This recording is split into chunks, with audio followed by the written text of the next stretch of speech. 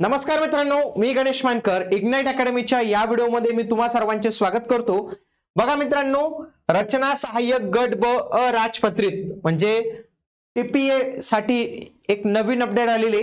तर याची प्रतीक्षा निहाय प्रवर्ग निहाय प्रतीक्षा यादी जी आहे म्हणजेच वेटिंग लिस्ट ही जाहीर करण्यात आलेली आहे. याच्या संदर्भातली संपूर्ण अपडेट जे आहेत तर ते आपण आज कव्हर करणार आहोत, म्हणून तुम्ही हा व्हिडिओ शेवटपर्यंत पूर्ण बघा. तुम्ही जर त्यांच्या वेबसाईटला गेले तर वेबसाईटलाच ही अपडेट जी आहे तर ते आपल्याला इथे आलेली दिसते मित्रांनो.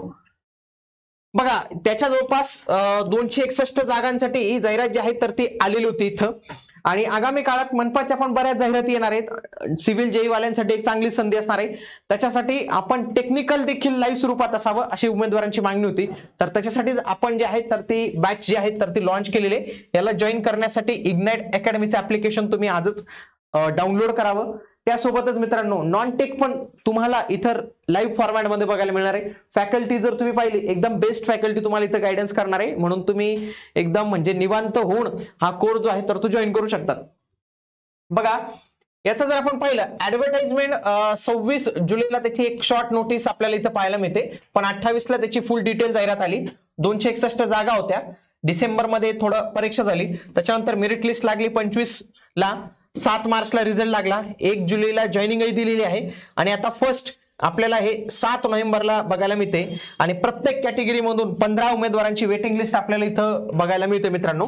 त्यांनी त्याबाबतचं प्रसिद्धी पत्रक जे आहे तर ते देखील त्यांच्या वेबसाईटला जे आहे तर ते आलेलं आहे. आता यांची वेबसाईटच चालायचं बंद होऊन गेलेलं आहे. ठीक आहे, चला. तर बघा, 261 पदांसाठी ही जी जाहिरात आलेली होती, तर याच्यासाठी बघा जे काही दिव्यांग उमेदवार होते त्यांची जॉईनिंग बाकी होती, असे 3 उमेदवार होते, त्यांची लिस्ट आलेली. त्यासोबतच याची प्रतीक्षा यादी देखील जे आहे तर ते संकेतस्थळावर जाहीर करण्यात आलेली. बघा, हे 3 विद्यार्थी होते ज्यांची जॉईनिंग बाकी होती, तर त्यांना आता 3 नवीन विद्यार्थ्यांचं सिलेक्शन आणि त्यांची आता जॉईनिंग जे आहे तर ते होऊन जाणार आहे मित्रांनो. आता याच्यामध्ये बघा, इथं आपल्याला ही जॉईनिंग जी आहे तर ती बघायला मिळते. सगळ्यात आधी जो पहिला प्रवर्ग आहे तर तो कोणता आहे मित्रांनो? ओपन मध्ये या 15 लोकांची नावं आहेत, तुम्ही बघू शकता. 15 इथे असतील बघा. प्रत्येक कॅटेगरीमध्ये हे 15 लोकांची नावं आपल्याला इथं पाहायला मिळतात. बघा, या उमेदवारांनी कागदपत्र घेऊन जे आहेत तर ते तयार राहायचे, कारण की आगामी काळात वरच्या जेव्हा जागा खाली होतील किंवा वरच्यांमध्ये तुम्हाला संधी जी आहे तर ती मिळू शकते. आणि या निवड सूचीची मर्यादा ही 1 वर्षांपर्यंत असते मित्रांनो. त्याच्यानंतर वाढवू पण शकते, कधी कधी वाढवतात ते, जसं की तलाठी, ग्रामसेवक यांच्या मागे बघा ते WRD आपल्या जलसंपदा विभागची 6 महिन्यांची वाढवली होती, म्हणून CA JE वाल्यांसाठी फायदा झाला त्याचा. तर अशी ही 1 वर्षासाठी असते, पण भविष्यात त्यांनी ठरवलं तर 6 महिने पुन्हा एक्सटेन्शन देता येतं त्यांना. बघा, हे ओपन वाले हे एवढे नाव पाहायला मिळतात. त्याच्यानंतर पुढचे जर आपण पाहिलं, बघा SC ची ही वेटिंग लिस्ट जी आहे तर ती आपल्याला इथं पाहायला मिळते. बघा, SC चे हे 15 नावं दिलेले आहेत. त्याच्यानंतर पुढचं कोणती कॅटेगरी दिलेली? ST कॅटेगरी दिलेली. ST ची ही वेटिंग लिस्ट मधील नाव आहेत. तुमची नावं तुम्ही एकदा जे आहे तर ते तुम्ही इथं चेक करून घ्या एकदा फक्त. ठीक आहे. त्याच्यानंतर VJA प्रवर्गातील उमेदवारांची निवड सूची, प्रतीक्षा सूचीमधील हे जे आहेत तर ते इथं 10च नावं आपल्याला जे आहेत तर ते इथं बघायला मिळतात. त्याच्यानंतर NTB प्रवर्गातील एकूण 15 नावं इथं बघायला मिळतात. तुम्ही तुमची नावं जे आहेत तर ते शोधून ठेवा. बघा, अशाच पद्धतीने बाकीचे सगळे कॅटेगरी वाईज जे आहेत तर ते बघायला मिळतात. तुम्ही तुमच्या ज्या गोष्टी बघू शकतात. आता आपल्याला कोणती कागदपत्र तयार ठेवायची? बघा, मागे 6/3/2025 रोजीला त्यांच्याकडून जे आहे तर ते कागदपत्रासाठी बोलवण्यात आलेलं होतं, मूळ कागदपत्राच्या पडताळणीसाठी. तर त्यावेळी त्यांना पुण्याचं जे ऑफिस आहे आपलं DTPचं, तिथं बोलवण्यात आलं होतं. तर 10/11/12ला बोलवण्यात आलं होतं. आता फक्त आपल्याला याच्यातील काय महत्वाचं की कागदपत्र काय काय लागतात ते आपल्याला इथं जाणून घ्यायचे असतात. बघा, पहिलं तर तुमचं शैक्षणिक अर्हता प्रमाणपत्र तुम्हाला लागतं. म्हणजेच काय की तुमचं 10वीचं 12वीचं पदवी, पदव्युत्तर आणि डिग्री, डिप्लोमा, मास्टर सगळ्या काही गोष्टी लागतात. त्याच्यानंतर अनुभव प्रमाणपत्र असल्यास म्हटलेलं आहे त्यांनी. त्याच्यानंतर अधिवास प्रमाणपत्र हे कंपल्सरी, हे जे स्टारवाले आहेत ना हे कंपल्सरी मित्रांनो.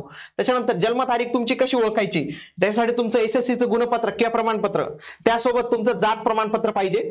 राखीव प्रवर्गांसाठी बघा, जात वैधता म्हणजे व्हॅलिडिटी असेल, चांगली गोष्ट नसेल तरी काही प्रॉब्लेम नाही, तुम्हाला घेतलं जाईल. पण नॉन क्रिमिलियर हे बंधनकारक आहे, ते पण 31/3/2025 पर्यंतच तुमचं व्हॅलिड पाहिजे मित्रांनो. आलं लक्षात? त्याच्यानंतरचं नको आहे.